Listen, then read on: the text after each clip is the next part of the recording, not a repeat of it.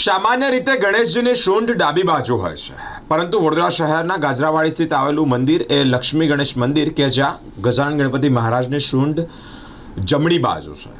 અહીંયા અનેક લોકો માનતા પણ માને છે. અનેક લોકો પોતાના શ્રદ્ધાથી ભગવાનની માનતા રાખી જેઓની માનતા પૂર્ણ થાય તેઓ અહીંયા પ્રસાદી પણ ધરાવે છે. આજે મંગલકારી શુભ દિવસ એટલે કે ગણેશ ચતુર્થીનું પાવન પર્વ, પાવન અવસર. આજે મોટી સંખ્યામાં અહીંયા ગણેશ ભક્તો દર્શન કરવા માટે ઉમટ્યા છે. ગાજરાવાડી શ્રી લક્ષ્મી ગણેશજીના મંદિરે મોટી માત્રામાં ગણેશ ભક્તોની ભીડ પણ જોવા મળી છે. મંગળવારની લોકો માનતા રાખતા હોય છે. માનતા પૂર્ણ થતાની સાથે જ અહીંયા ભગવાનને થાળ એટલે કે પ્રસાદ ગ્રહણ કરવામાં આવે છે. પ્રસાદ ભગવાન ગ્રહણ કર્યા બાદ એ પ્રસાદી સ્વરૂપે લોકોને પ્રસાદ આપવામાં આવે છે. લક્ષ્મી ગણેશ મંદિર સ્પાર્ક ટુડે ન્યૂઝ દ્વારા દર્શન કરવાનો એક પ્રયત્ન કરવામાં આવ્યો છે. ગણપતિ બાપ્પા મોર્યા. આજે ગણેશ ચતુર્થી છે અને આજે મારી તિથિ પ્રમાણે બર્થડે પણ છે, એટલે હું અહીંયા દર્શન કરવા આવી છું.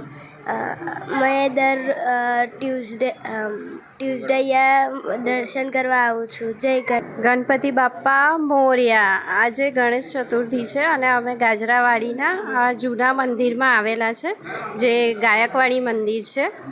અને આ ઘણું જૂનું મંદિર છે. હું પહેલાં પણ અહીંયા આવતી હતી અને આજે પણ અત્યારે પણ આવું છું. અને મને ઘણી શ્રદ્ધા છે આ ગણપતિ ઉપર અને ઘણી ઈચ્છાઓ પણ અહીંયા આવવાથી પૂરી થઈ છે, એટલે ઘણી શ્રદ્ધા રાખું છું. મારું નામ પ્રિયંકા છાસટિયા છે અને આજે ગણેશ ચતુર્થી છે એટલે સ્પેશિયલી અમે અહીંયા દર્શન કરવા આવ્યા છે. હા, એકચ્યુઅલી અમારું આ મંદિર ગાજરાવાડી એરિયામાં આવેલું છે, પાણીની ટાંકીની પાછળ. લક્ષ્મી ગણેશ મંદિર એવું અમારા મંદિરનું નામ છે.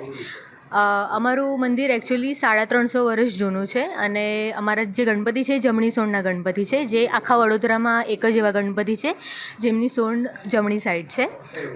નોર્મલી જે ગણપતિ હોય છે એમની સોંડ ડાબી બાજુએ હોય છે, પણ જે જમણી સોંડના ગણપતિ હોય છે એમનું સત બહુ હોય છે અને એમનું કહેવાય ને પૂજાનું મહત્ત્વ બહુ વધારે હોય છે.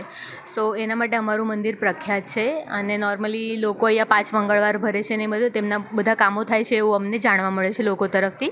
તો એ રીતની અહીંની મહત્ત્વ છે. અને બીજું એવું છે કે જે ગણપતિની મૂર્તિ તમે જોઈ શકો છો એ કાષ્ટ મૂર્તિ છે, એટલે કાષ્ટ એટલે લાકડામાંથી બનેલી અને સ્વયંભૂ છે, એટલે એ માનવ નિર્મિત નથી.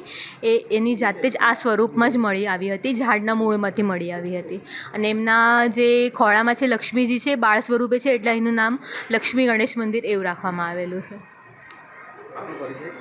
મારું નામ કોમલ જોશી છે. મારું ફેમિલી અમે 4 પેઢીથી અહીંયા આગળ ગણપતિજીની સેવા ને બધું અહીંયા અમે મંદિરનું બધું સાર સંભાળનું કામ કરીએ છીએ અહીંયા આગળ.